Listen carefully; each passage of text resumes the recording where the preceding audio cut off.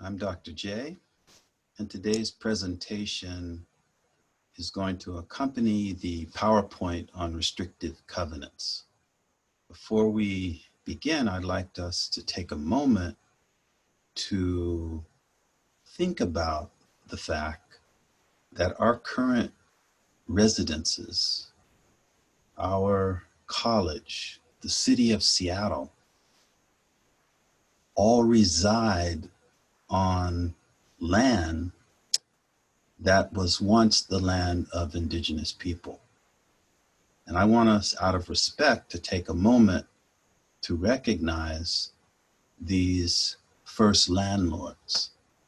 On behalf of Shoreline Community College, I acknowledge the land on which we reside today as the traditional home of the Coast Salish people, the traditional home of all tribes and bands within the Duwamish, Suquamish, Tulalip, and Muckleshoot nations.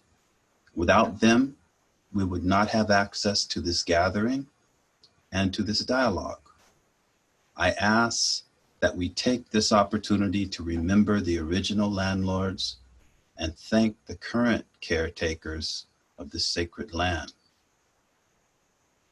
The Coast Salish people are a linguistic family, and within them are also the Snoqualmie people.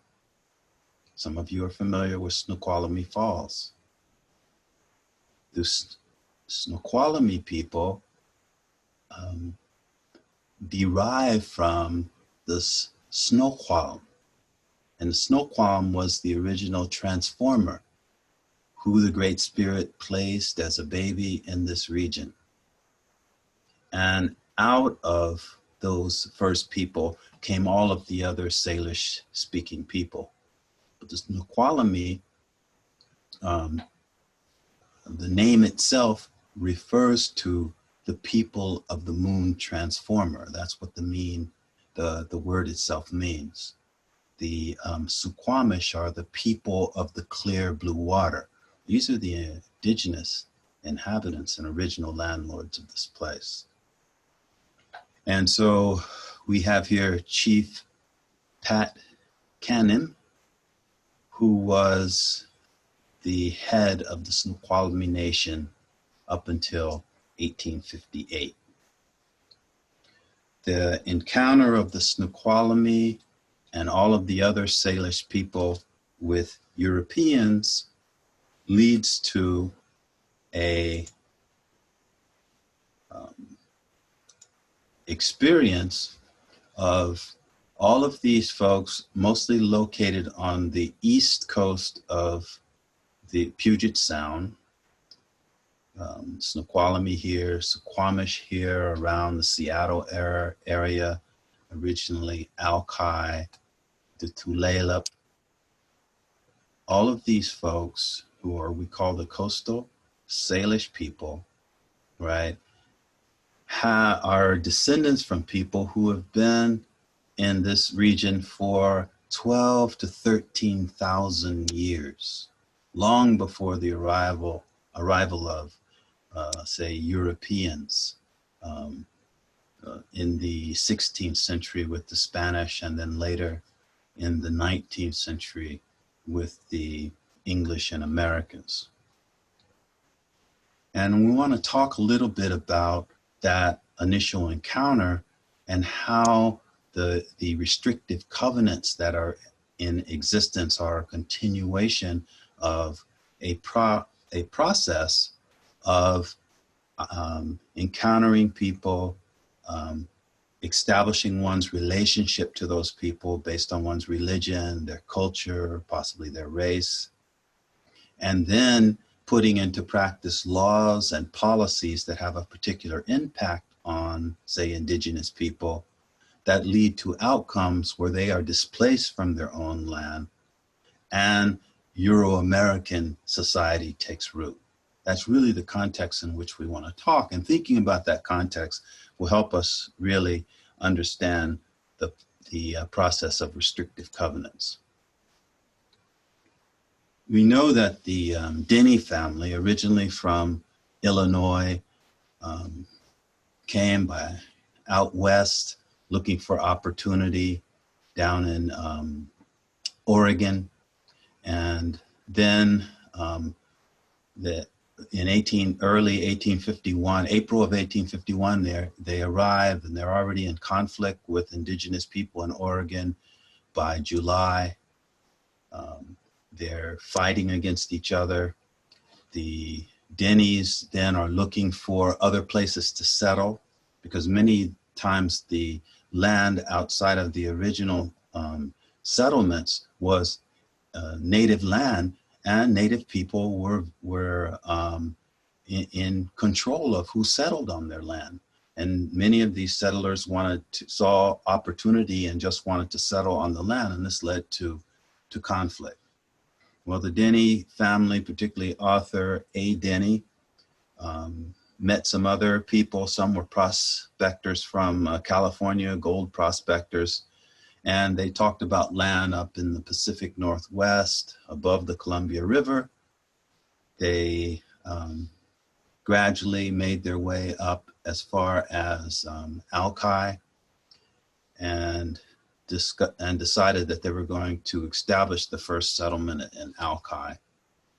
Some of those original settlers stayed. They built the first cabin in Alki. Arthur Denny went back to Oregon, organized his family along with the Bell family and some other families. And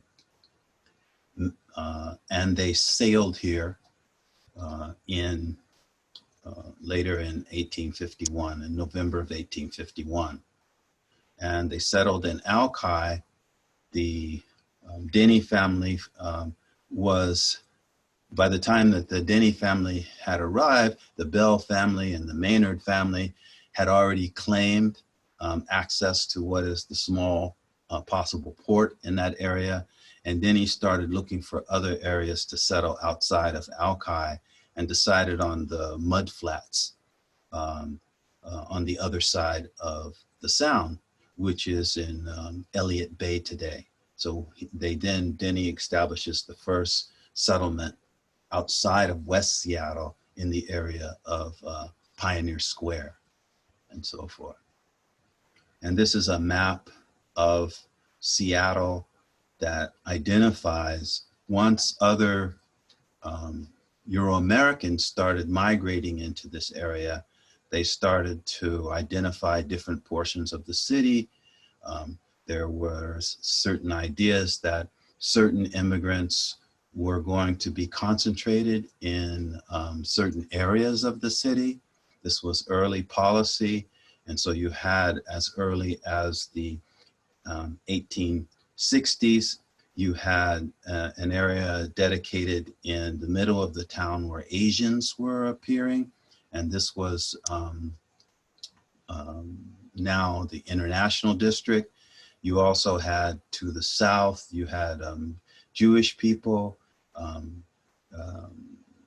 Italian Americans, and other Catholics who were concentrated in the southern end of the city. And so you had this proportioning of land, but you also had this distinguishing of which people were entitled to reside in which areas. And this is happening as early as the late 1860s. Seattle becomes a multicultural hub. You have people migrating here from all parts of the world, really. Many people were coming from Asia, some through Hawaii, Chinese and Japanese Americans. As I said, you had Jewish immigrants and Filipino immigrants and African-American immigrants coming to work primarily on the railroad, but then getting involved in other industries, all coming to Seattle in the early 1900s. And the reason for that draw really was the connection with the railroad system.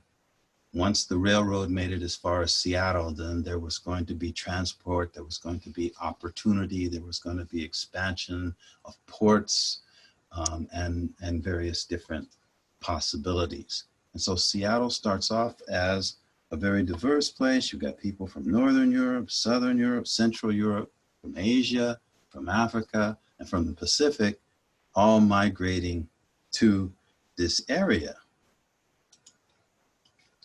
And along with that migration, you have, particularly after the turn of the century, segregation, policy that is now determining which people are going to live in which parts of the city.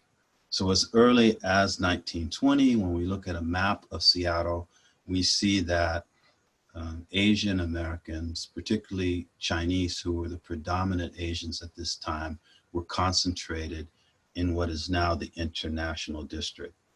African Americans were now concentrated in what is now the Central District. And when I say concentrated there, I mean that they were not able to rent or purchase a home outside of these areas. This was the place that they were going to have to live if they were going to be part of the community.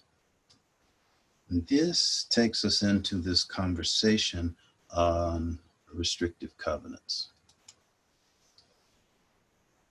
Industry started to develop during the First World War here. The Boeing family, which migrates from Germany, is very successful in Michigan in the lumber business. The son, Wilhelm Boeing, migrates then from Michigan to the Northwest, and he is interested originally in lumber, but he also wants to expand in other areas, and he does many different things, horse racing, different things, and he ends up in the airline industry. And his timing is perfect because he's starting to manufacture planes right before the end of the First World War. And then again, he's able to gear up for the Second World War in the 1940s, which leads to a huge expansion of immigration into the Puget Sound because Boeing is the primary airline industry in the country. And you can see how the workforce went up by 1,200%, from 10 million to 600 million annually over a short period of time. And Boeing was very successful with commercial planes. Initially the 707, and now they've got the 747, 757, and so forth. But it led to a lot of jobs being created in this area, and Seattle then started to get on the map, particularly just between the First and the Second World War, and then a huge boom after the mid-1940s. But Boeing had particular attitudes about race, and he would stipulate in the land that he owned, and he was very strategic in buying land that he knew would become valuable for development over time. And so most of the land that he bought has lake views or views of the Puget Sound, or is located very close to the heart of the city. And what he did is when he sold his subdivisions to developers, whether they wanted to develop a business or they wanted to develop hotels or they wanted to develop private residencies, he stipulated covenants within the developmental deed, called the developmental plot, that certain races will be restricted from these homes, from these establishments, from these properties. And so Boeing, if you wanted to purchase some of the land that he strategically bought to, say, build homes, you had to abide by the restricted covenants that said these homes will essentially only be sold to white people. and everyone else will be restricted unless they're coming there to work. And I'll show you some of those deeds. This is the Blue Ridge neighborhood, and this is overlooking the Puget Sound. Um, if you go straight out 145th Avenue near Shoreline, it's an exclusive neighborhood. And if you wanted to purchase a home there and develop land there, from you needed to abide by this particular covenant. No property in said addition shall be at any time sold, conveyed, rented, or leased in whole or in part to any person or persons not of the white Caucasian race. No person other than one of the white or Caucasian race shall be permitted to occupy any property in said addition or portion thereof in the building thereon, except a domestic servant actually employed by a person of the white or Caucasian race, where the latter is an occupant of such property. So only people of color that could live there would be people who are servants. This language of segregation still haunts Seattle.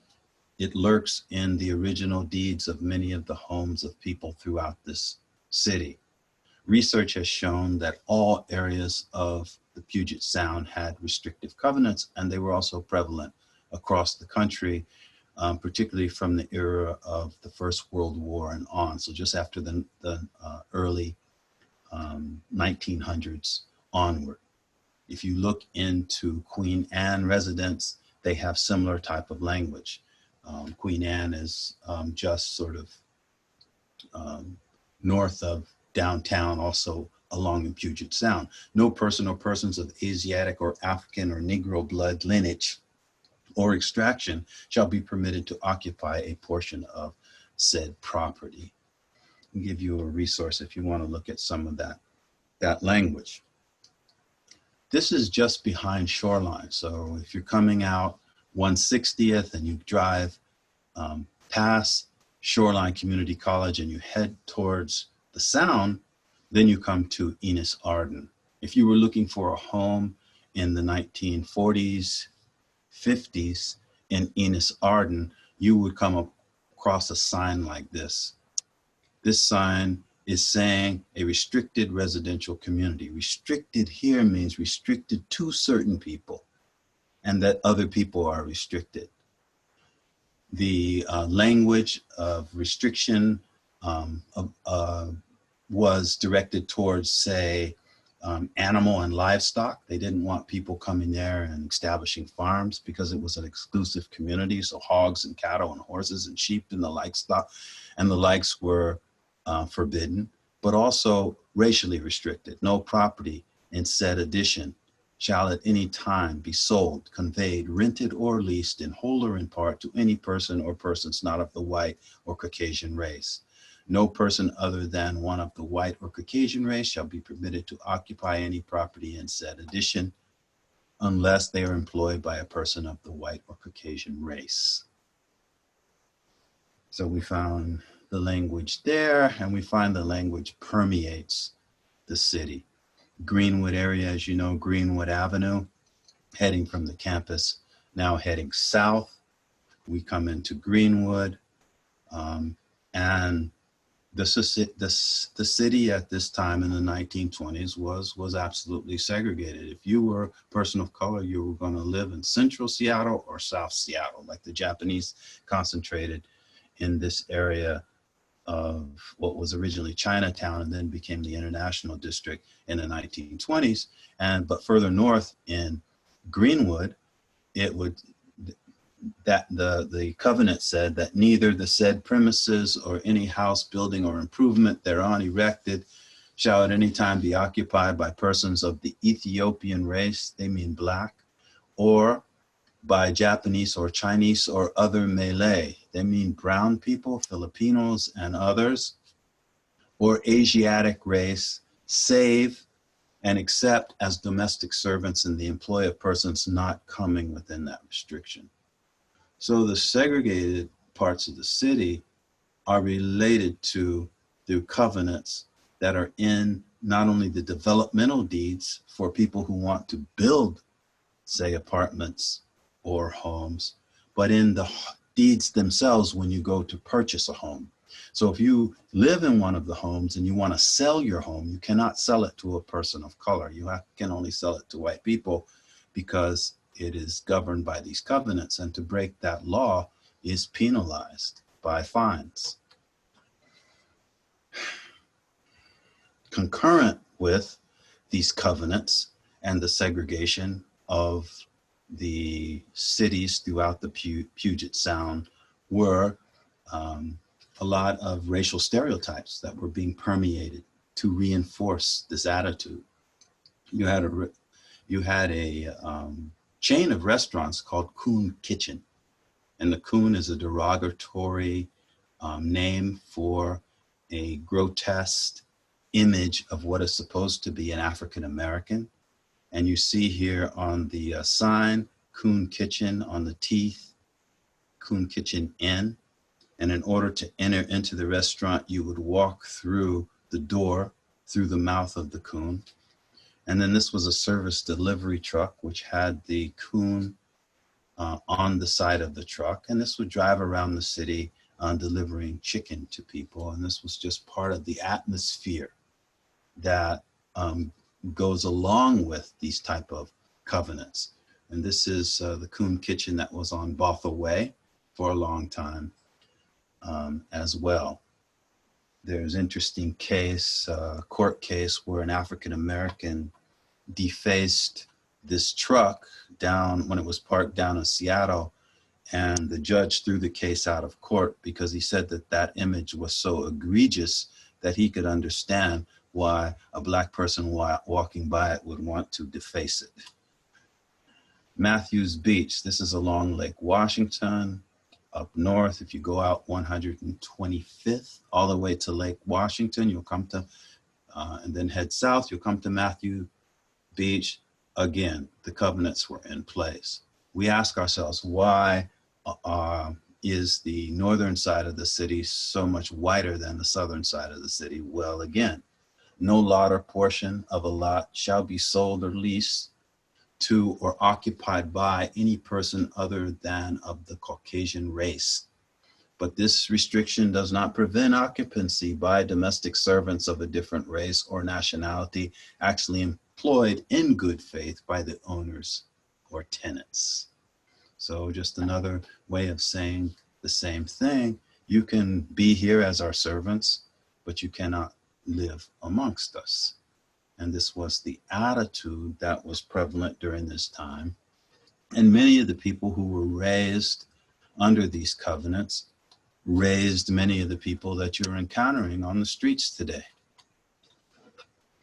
Now, there was pushback, of course, to these covenants, particularly after the Second World War against the fascist powers of Nazi Germany and Italy, and the superiority, white superiority and white supremacist policies that were in place, also Japanese supremacist policies that were in place in the Pacific. But we had within the Seattle Civic Unity Committee denounces restrictive covenants, looking at it as something that is antithetical to the liberal nature of the Northwest. These restrictions effectively confine African Americans to the central area and a corridor of South Jackson Street and prevent them from moving to neighborhoods such as Mount Baker, Capitol Hill, and Broadmoor. So there was pushback against this movement at that time, and that movement increased in the 1950s and 60s during the civil rights era. And Black people started to expand from the Central District further south into areas like Mount Baker, Capitol Hill, and so forth. But there also was a counter movement from the residents of those areas to keep people of color, African Americans and others, from moving into their neighborhoods.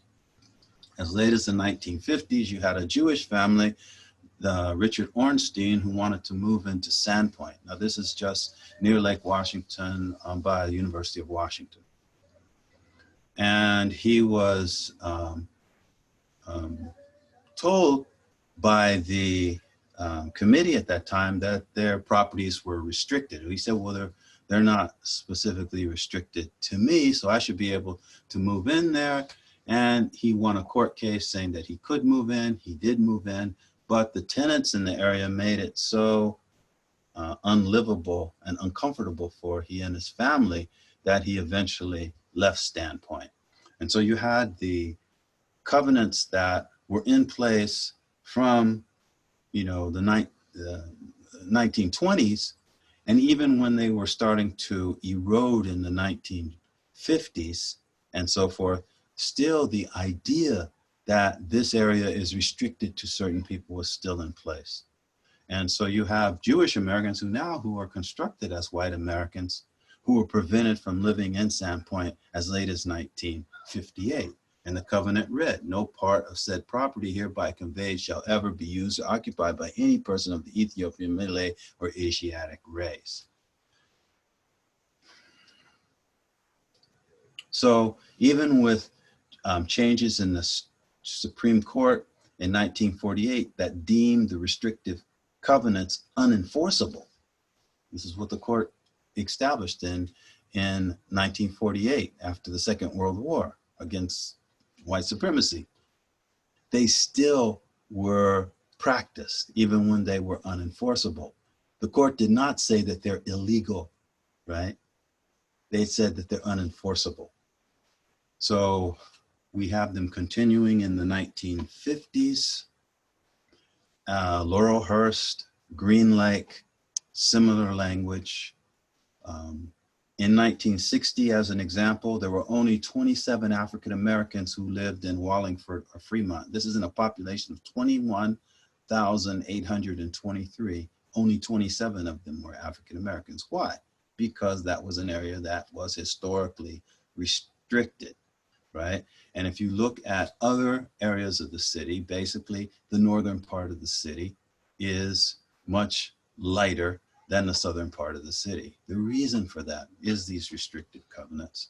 And these covenants still exist in the original deeds for these homes. You had different companies that engaged in practices like the Boeing Company. So this trust company, Puget Mill Company for the Lake Forest Park, you know where that is, also had covenants that listed Hawaiians as a restricted race. It also named Asian groups, specifically the Chinese and the Japanese, who were restricted from living in Lake Forest Park. This type of attitude is consistent with the behavior that we're going to see directed towards Japanese Americans at the beginning of the Second World War in 1941. Japanese Americans were summarily rounded up and placed in what we call internment camps, but they were concentration camps for the duration of the war. And that behavior is consistent with treating people as second-class citizens all along, disallowing them from living in certain areas and concentrating them in other areas, placing their citizenship in question. Were they in fact first-class citizens, or were they second-class citizens based upon these covenants that were restricting them? Well, at the time of the Second World, they certainly were treated as if they were not citizens at all. These covenants, racial restrictive covenants, were even enforced in cemeteries. So you have a case of a Japanese family in Shoreline that wanted to bury their father. And when they went to the cemetery to bury him, they were told, we're sorry, but we have a covenant that says only Caucasian people can be buried in this cemetery. So not only did they follow you throughout your life, they followed you into the grave, right? And this is from Shoreline, so you can look at this in more detail. The critical point here is that there were financial incentives to reinforce people supporting restrictive covenants.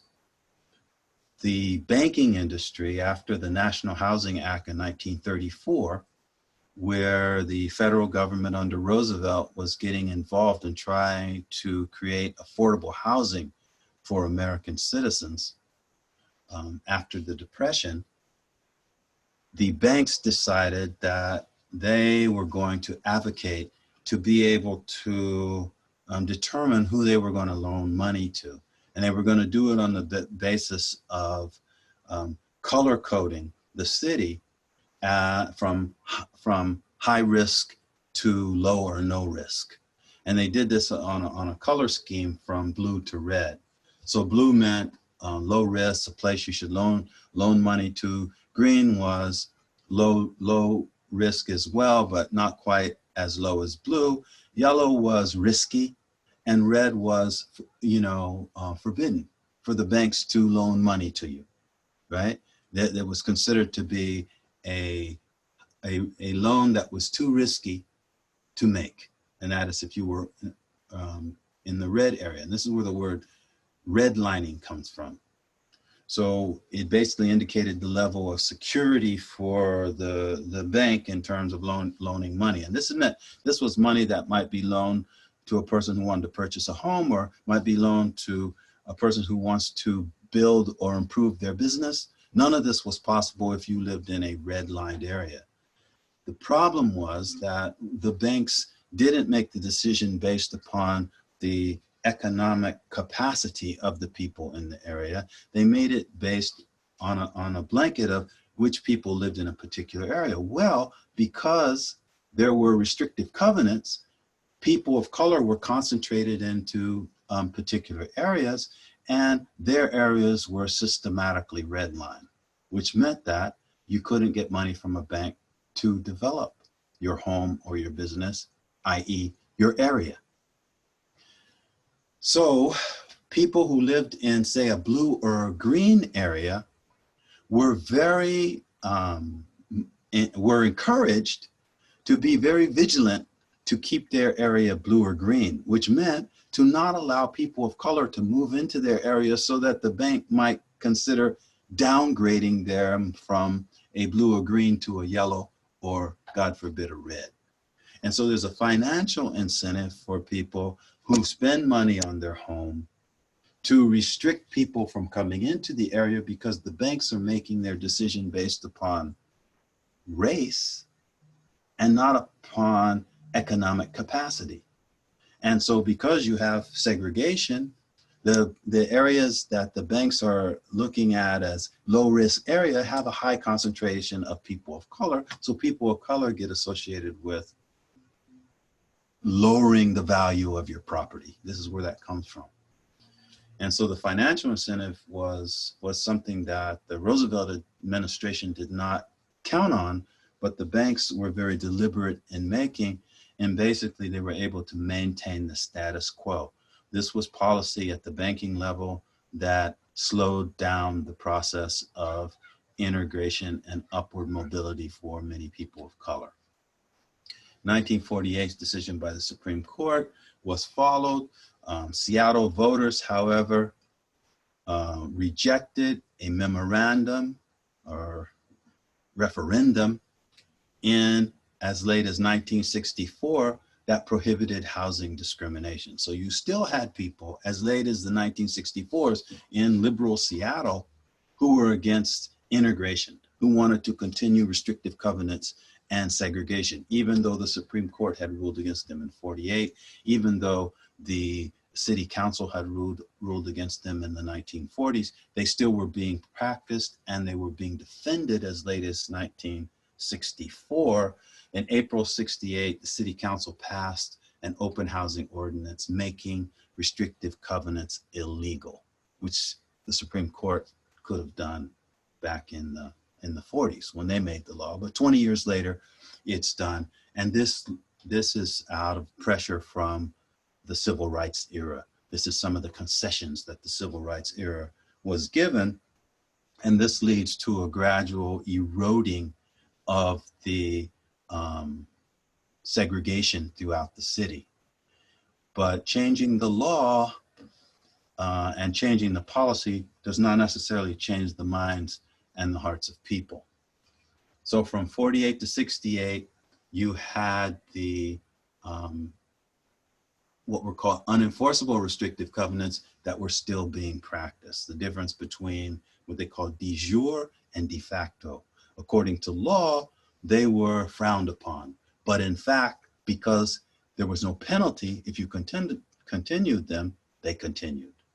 And that was the de facto aspect. So in closing, I just want to draw your attention to this map of Seattle. And this map is from the 90s. I think it's 2010, 2010 census. It's right here. And it shows Seattle based upon its percentage of population, and it's actually looking at its concentration of people of color. So the percentage of the population who are persons of color, and the dark purple is 75% or higher, right? And if you look for dark purple in the north, you can't find it. If you look for 50% to 75%, it's almost, it is exclusively in the south as well. And so we end up through restrictive covenants, even as late as 2010 and today, 2020, where Seattle shows the historical legacy of racial discrimination that came into existence because some of the early founders did not have respect for people of color, displaced them from their own land, and as more people of color moved in, they were segregated to certain communities, and then laws were put into place, and then after the laws were ruled unenforceable or then illegal, practices were put into place which prevented people from selling their homes, integrating their neighborhoods and their communities. And it leads us to the situation that we find ourselves in today. So that's the presentation. Thank you for listening. Be well, stay well, and we'll talk more later.